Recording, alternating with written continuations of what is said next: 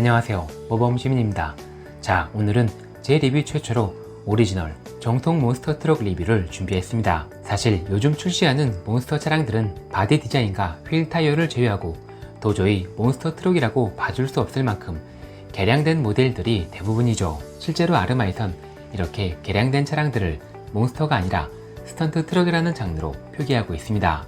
자, 그동안 RC카 시장에서 정통 몬스터 트럭은 크게 인기 있는 장르는 아니었어요. 아무래도 구조가 복잡해 정비가 어렵고 차량 구조상 주행성도 크게 기대할 수 없는 장르거든요. 그래서 정통 몬스터 트럭은 선택의 폭도 매우 좁습니다. 일본의 대표 기업 타미야에서 다양한 버전의 정통 몬스터 트럭을 출시하긴 했지만 전시용 제품에 가까웠기 때문에 야외에서 화끈하게 굴리는 건 어려웠어요. 리뷰 차원에서 타미야의 클로드 버스터를 구입한 적이 있었는데 주행 영상으로 보여드릴 게 없어 포기했습니다.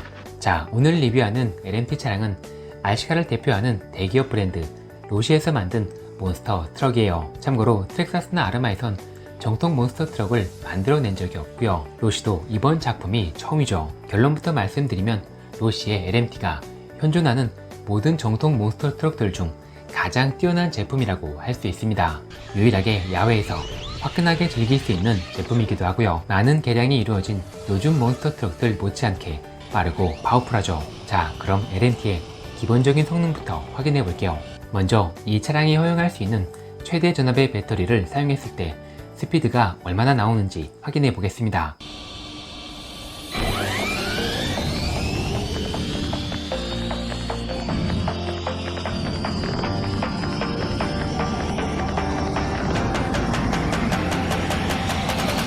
LMT는 최대 4셀까지 사용 가능한 차량이긴 하지만 차량을 구성하는 전자 파트들이 3셀에 최적화되어 있기 때문에 실주행에서 4셀 배터리를 사용하는 건 어렵습니다. 실제로 사용하는 배터리는 3셀 배터리가 될 거예요. 그럼 주로 사용하게 될 3셀 배터리로 달려보겠습니다.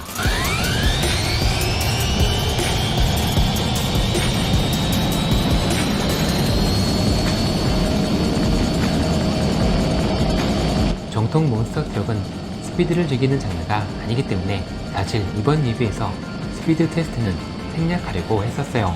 큰 의미는 없지만 RTR로 출시한 정통 몬스터 차량들 중에서 LMT가 가장 빠른 건 확실합니다. 자, 이 차량의 진정한 즐거움은 오프로드에서 찾을 수 있어요.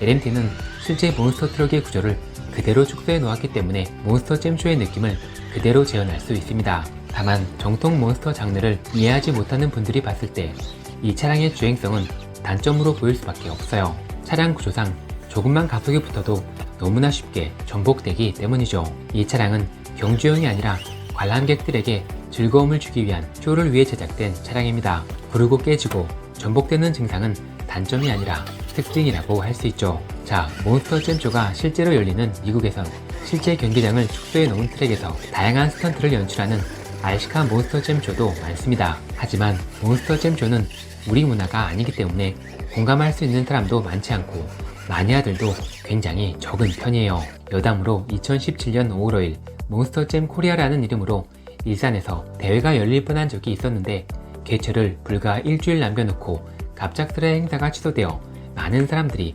실망했던 적이 있습니다. 만약 그때 성공적으로 개최되었다면 지금보다는 훨씬 더 많은 사람들이 정통 몬스터를 이해할 수 있지 않았을까 생각이 드네요. 자, 이제 점프와 스턴트로 넘어가 볼게요. 먼저 몬스터 트럭의 가장 기본적인 스턴트 윌리는 매우 안정적으로 손쉽게 가능하고요. 자세만 잡아주면 앞바퀴가 아니라 뒷바퀴를 들고도 가능하죠. 또한 실제 몬스터 잼쇼에서 볼 수 있는 백플립도 얼마든지 연출할 수 있고요.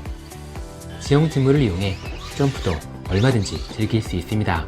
다만 점프대를 사용하는 경우 너무 높은 점프는 자제하는 게 좋아요. LMT의 엑셀 하우징은 구조상 외부 충격에 취약한 편이라 너무 강한 충격을 받으면 파손되는 경우가 많고요. 공중에서 자세를 잘 잡아 완벽한 포지션으로 착지하더라도 타이어의 탄력 때문에 너무 많이 튀어올라 전복되는 경우가 많습니다. 이 정도면 뭐 거의 농구공이에요. 연습만 하면 드리블도 가능할 것 같습니다. 자, 주행 파트는 여기까지 하고요. 지금부터 LMT의 디테일한 부분들을 살펴볼게요. 먼저 가격부터 말씀드릴게요. 국내 출시 가격은 77만 9천원입니다. 미국 현지 출고가는 650달러로 지금 환율로는 75만 3천원 정도 되니까 해외 직구는 생각할 필요 없어요. 제품의 구성은 주행에 필요한 대부분의 파트가 포함된 풀 패키지 구성입니다. 완성된 차체와 조종기, 매뉴얼과 약간의 여분 파트로 구성되어 있어요. 제품에 포함된 조종기는 알테아 구성에 포함되는 제품들 중에 가장 최신형 제품이 포함되어 있는데 대부분의 기능이 독립적인 다이얼이나 스위치 형태로 구성되어 있어 초보자들이 다루기에 정말 좋습니다. 자, 그리고 여분 파트로 바디 포스터가 포함되어 있어요. 이 바디 포스터는 순정 상태에서 필요한 건 아니고요. 이런 식으로 장착해서 사용하면 됩니다. 참고로 이 차량의 휠 베이스는 340mm로 1:8 몬스터 바디라면 대부분 장착할 수 있어요. 자, 차량의 사이즈는 1:10으로 표기해 출시했지만 실제 사이즈는 1:8입니다. 가끔 사이즈 표기가 애매한 차량들이 있기는 한데 LMT는 그냥 1:8이에요. 1:8 몬스터의 표준 사이즈라고 할 수 있는 세비지와 비교하면 전폭을 제외하고 크기와 무게, 전체 길이, 휠 베이스 모두 세비지보다 조금 더 큽니다. 이제 디자인을 좀 살펴볼게요. 우선 로시에서 만든 차량인 만큼 품질과 디테일은 말할 것도 없이 훌륭합니다. 또한 실제 모델이 존재하는 스케일 차량인 만큼 내부 구조와 바디 디자인은 실제 그레이브디거와 완벽하게 동일하죠. 다만 실제와 동일한 스케일감은 실제 모델을 직접 타보거나 직접 목격한 경험이 있어야 더 확실하게 느낄 수 있는데 저도 실제 그레이브디거는 영상으로 본 게 전부이기 때문에 솔직히 크게 와닿지는 않더라고요. 자, 바디를 벗겨내면 실제 모델처럼 차량을 감싸고 있는 롤케이지를 확인할 수 있어요. LMT는 얌전하게 굴릴 수 있는 차량이 아니기 때문에 이런 롤케이지는 차량을 보호하는데 정말 많은 도움이 됩니다. 플라스틱 바디 하나로만 버텨야 하는 다른 장르의 차량과 비교했을 때 롤케이지의 존재는 분명 큰 장점이라고 할 수 있죠. 참고로 롤케이지는 4개의 바디핀으로 고정되어 있고요. 이렇게 열고 닫는 방식으로 구성되어 있어요. 그리고 롤케이지를 차체에서 완전히 분리하고자 한다면 이 위치에 있는 볼트를 좌우로 풀어주면 됩니다. 마지막으로 몬스터 트럭의 상징 휠 타이어를 살펴보고 내부 구조로 넘어갈게요.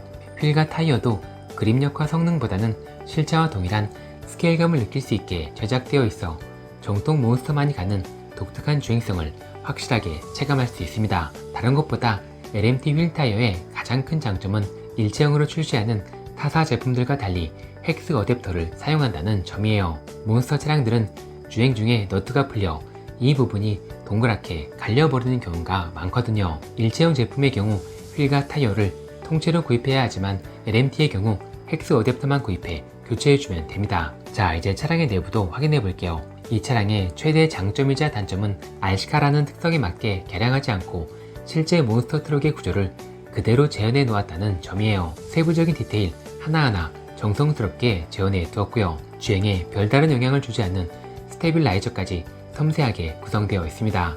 또한 70만원이 넘는 고가의 차량인 만큼 메인 프레임, 포링크 서스펜션, 그리고 충격 흡수를 담당하는 쇼까지 많은 파트가 정밀하게 가공된 메탈 파트로 이루어져 있어요. 자, 이제 차량에 장착된 전자 파트도 살펴보겠습니다. 먼저 조향을 담당하는 서버 모터는 주로 1:8 제품에 포함되는 최신형 스펙트럼 서버가 장착되어 있어요. RTR 제품에 포함되는 서버는 큰 기대를 할 수 있는 스펙은 아니지만 순정 바퀴를 조향하기엔 충분합니다. 그리고 메인 모터는 볼트당 3150번의 회전수를 가진 강력한 브러시리스 모터가 탑재되어 있고요. 이 모터의 출력을 제어하는 전자 변속기는 최대 4셀의 전압까지 허용 가능한 제품이 장착되어 있어요. 이제 동력 전달이 이루어지는 내부 기어들을 살펴볼게요. 제가 이 차량을 1:8이라고 주장하는 이유는 차량의 크기와 무게도 있지만 내부 기어들까지 모두 1:8 이상에 사용되는 크기를 갖고 있기 때문이죠. 웬만한 1:8 몬스터 차량들보다 거대하고 견고하게 구성되어 있습니다. 또한 스퍼기어와 센터 디프 사이에 고무 댐퍼가 결합된 쿠시 드라이브까지 포함되어 있어 구동계의 내구성만큼은 장르를 불문하고 최상급 레벨이라고 할 수 있습니다. 자, LMT는 신형 차량답게 3개의 차동기어로 구성된 차량이고요. 구조에 비해 뛰어난 정비성을 갖춘 차량이에요. 센터 디프는 볼트 2개만 풀어주면 바로 확인할 수 있고요. 추가로 4개의 볼트를 더 풀어주면 센터 디프 파트를 통째로 꺼낼 수 있습니다. 프론트와 리어는 동일한 구조로 이루어져 있으니 리어 파트만 보여드릴게요. 이 차량은 솔리드 엑셀이라는 구조만 다를 뿐 전반적인 동력 전달 방식은 버기형 몬스터들과 크게 다르지 않고요. 메탈로 구성된 구동계의 파트들이 모두 1:8 사이즈의 크기를 갖추고 있어 튜닝을 통해 얼마든지 출력을 높일 수도 있습니다. 물론 다소 비효율적인 튜닝이 되겠지만 비용을 생각하지 않고 풀 튜닝을 하게 된다면 최대 6셀 배터리까지 여유있게 사용할 수 있어요. 잠깐 풀 튜닝된 슈퍼 LMT 영상을 감상해 보시죠.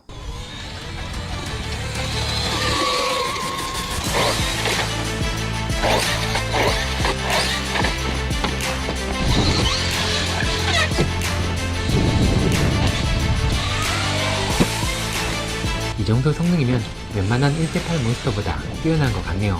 자, 이제 총평으로 마무리할게요.